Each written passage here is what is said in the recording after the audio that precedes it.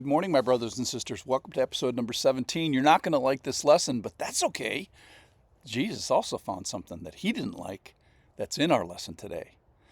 So, Jesus finds out something about mankind. Actually, he knows it before he just says it.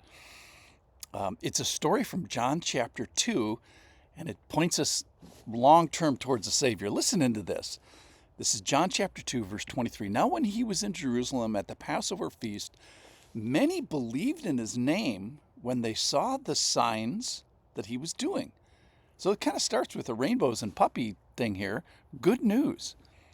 People believed. John is about belief. The whole theme of the book is about belief. And here we have good news. The signs that Jesus does, which signs are for belief, basically, result in belief, at least some sort of belief. So let's keep following the story. But Jesus, on his part, did not entrust himself to them. So these people that theoretically believed, Jesus responds by not entrusting himself to them. Here's the reason: because he knew all people and needed no one to bear witness about man, for he himself knew what was in man. So the result is Jesus does not kind of reciprocate the belief relationship. He doesn't entrust himself to them. So our belief is entrusting ourselves to Jesus, and then we find out here that, of course we should do that. It's great for us. We move an inch, God gives us all these great benefits. We move an inch, He gives us a kingdom. And the wonder of the gospel is not that we establish a relationship with God. The wonder is that He responds and establishes a relationship with us. So when we, start a relationship with God, we upgrade, we get a kingdom. Well, he has to come all the way down. He has to lower himself. He has to empty himself. And that's the wonder of our contact with God, is that he even wants to. So the new and old believer can say, I know God, but I'm also known by God. Galatians 4:9 says, but now that you have come to know God, or rather be known by God. So it talks about this two-way street of relationship. So we are imagers of God in many ways, but this interaction highlights a way that we are not like God. And here's the point: we have an evil core, an evil streak. Genesis 6:5 says it most harshly, I think, which is really dramatic. The Lord saw that the wickedness of man was great in the earth, and that every intention of the thoughts of his thought was only evil continually. So God looks at man here and says, wait, there's a wickedness, there's an evil, there's a nastiness. And it's so great that it affects every intention all the time. My little soundbite is every intent is only ever evil. And then verse 6 from back in Genesis 6:6. And the Lord regretted that he had made man on the earth, and it grieved him to his heart, appropriately so. And the Lord said, so he considers this option, I will blot out man whom I have created from the face of the land, man, animals, creeping things, and birds of the heavens, for I am sorry that I've made them. Period.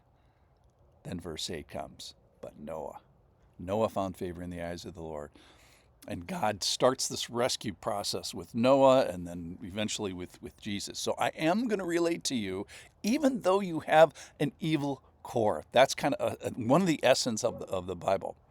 So I've said before about that passage in Genesis, if you don't understand that one passage of the Bible, then the other 1,000 pages of the Bible will not make sense. So here Jesus is telling us in this story now in John that he understands the Bible, that he understands what happened on page 6 of the Bible, and he understands what can happen in the messy process of belief. So this evil even affects our belief. So here's the bad news that we discover now about belief, is that some who say they believe don't end up believing. So some people, they come for the show, the signs, rather than for the person. Or they come for the benefits rather than the relationship. So they come for the wrong reasons rather than the right standing.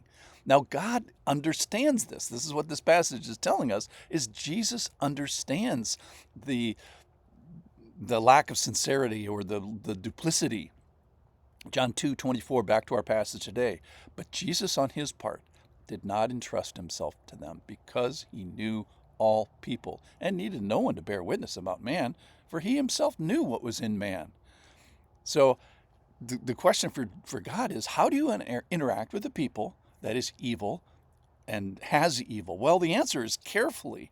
And so I ask you, dear listener, how do you interact with people that are evil? Well, your answer is also carefully. Let's say you're entering a business relationship, or joining a church, or submitting to anyone, or getting married, or raising a child. How do you do these things? The answer is carefully. So Jesus knows what is in man. And he was there at the beginning, and he's been proxy to every life of every man, of every woman since the beginning of time.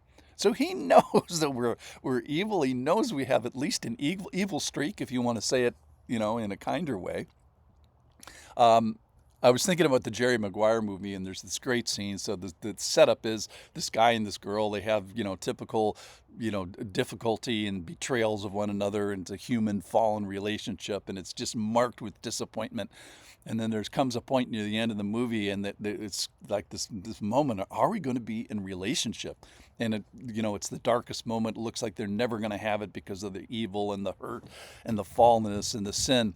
And when it looks the darkest, when it's the most hopeless, the guy shows back up, and he opens his mouth, and he starts to try to explain himself. And she says something like, "Shut up, you had me at hello." And I think God is almost like saying that today is you evil man and woman, I'm showing up. I didn't have to, but I'm showing up. I didn't have to turn to you in the garden. I didn't have to stay in relationship. I didn't have to rescue with Noah.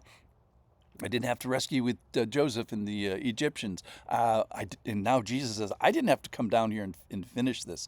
But here he is, now interacting with the evil that affects everything. And tragically, the sober thing about today's passage is that this evil streak even affects our ability to believe. It even impairs that. It affects our ability to believe. So we are going to need help, even with belief. But here's the great news about this story, is this is chapter 2 of John. It's not over. It's not hopeless. He stays in here. So come back tomorrow, please, and hear one of the greatest passages in the entire Bible, John chapter 3. Thanks for listening.